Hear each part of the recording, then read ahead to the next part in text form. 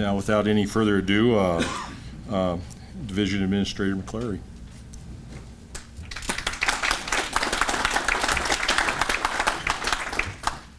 Well, first, Mike's done a great job welcoming you to Montana, and I as well want to welcome you to Montana. Having been with the Federal Highway Administration nearly all my career, I'm working on 30 years. I know I don't look it, thank you. But I do want to welcome you to Montana. I'm envious of you because when I started with the Federal Highway Administration, I was a pavements and materials guy. I was in Nebraska, so I wasn't part of the West, but Nebraska's close enough. And so I envy the time that I spent with materials and pavements, because even at that time, we were talking about preservation. Is it similar today? I guess we can take a look at that. But to make some stark comparisons, who in the room remembers the Jetsons? Remember George and Judy and their kids? And their dog Astro, right? Remember that? I mean, flashbacks, right? Okay, we're there, right? What were some of the things that happened back during the Jetsons times that kind of foreshadowed where we could go in the future? Give you a couple of suggestions. Video chat. Back in the 60s and early 70s, when they had the video chat, did any of you think, well, that's never going to happen in my lifetime? You got, FaceTime. Everybody's got it on their phone. You can video chat with everybody that's got an iPhone. Cloning was one of those things. Is cloning now a reality? Sure it is. And then I remember one particular episode of the Jetsons where Judy wore an electronic dress. And you're thinking, electronic dress? What is that? Well, think about the wearable electronics that's now coming on the industry. And so there's some comparisons that we can make with the Jetsons and kind of the foreshadowing of where we can go with pavement and pavement preservation. And let me start, to let you know that I am old, I need glasses. Let me read you something that looking at my archives, I pulled out. This was from the early 90s. It was a pavement preservation conference. And it starts out, and I'm just reading and paraphrasing some of this. An effective pavement preservation program encompasses a full range of maintenance strategies as well as rehabilitation treatments with the goal of enhancing pavement performance, ride quality, safety, service life, et cetera, in a cost-efficient and effective manner. But listen to this. This concept, as simple as it seems, has not been fully accepted by the transportation community. The traditional intent of maintenance has been to react to problems after they occur. And so, using that comparison of back in the 90s to today, do we still have some of that thought process? I would contend we do. Do we now have a better vision of where pavement preservation needs to go? Transferring that thought process from reactive to preventative. And how do we do that?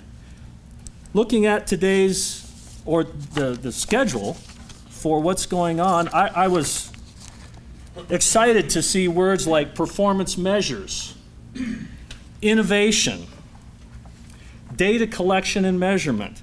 And that's just to name a couple of the things that as you move forward within the pavement and pavement preservation areas, that we can move from what we used to look like to where we can ultimately go.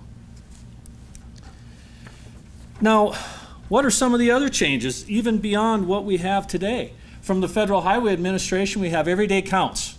And if you haven't heard it, talk to me afterwards. We got a whole raft of information I can give you.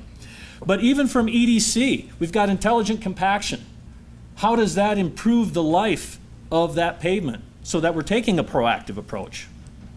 Sharp 2, which Jason Dietz from the Federal Highway will be here. He will be here. And he's going to be giving you some information on high volume preservation. Let me get this right. Guidelines for preservation for high volume roads. And I like to, like with the Sharp, you know, they all got the numbers, code name R26. So, and then we've got, you know, map 21 with all the performance measures, an asset management approach, and how we utilize information and data to make better decisions on how we can be proactive. And I just, for the kicks, I jumped on the Apple iStore to see what kind of apps are out there.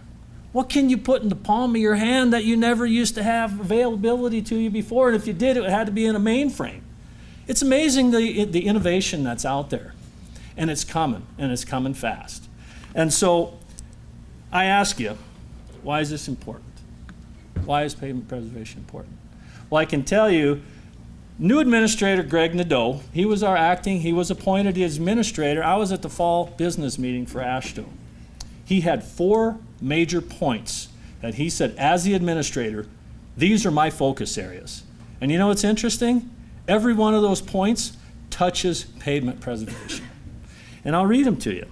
Funding, that's his number 1 priority. Second, or one of the 4 priorities. Second is safety, which is his number 1 priority. Maximizing investment. What does pavement preservation do? I mean, if that doesn't hit the nail on the head, I don't know what does. And fourth, innovation. And I just read some of that from what you're going to be doing as part of this conference.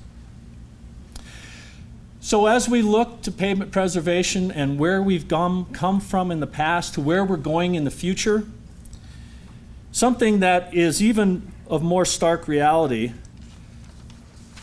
by the year 2030, which is only 15 short years away, it's predicted that the United States is going to have 70, that's a 70, million more people in the United States. 70 million. Freight is going to increase 45% in just 15 years. Okay? I'll let that soak in just a little bit. On top of that, these 70 million people, as well as most of the rest of the population, are going to be grouped into 13, what they're calling mega regions. So you're going to have a consolidation of people like we've never seen before. They're going to be moving into areas that are, as I said, going to be called mega regions. So as an industry, how do we handle this? What is it that we can do differently?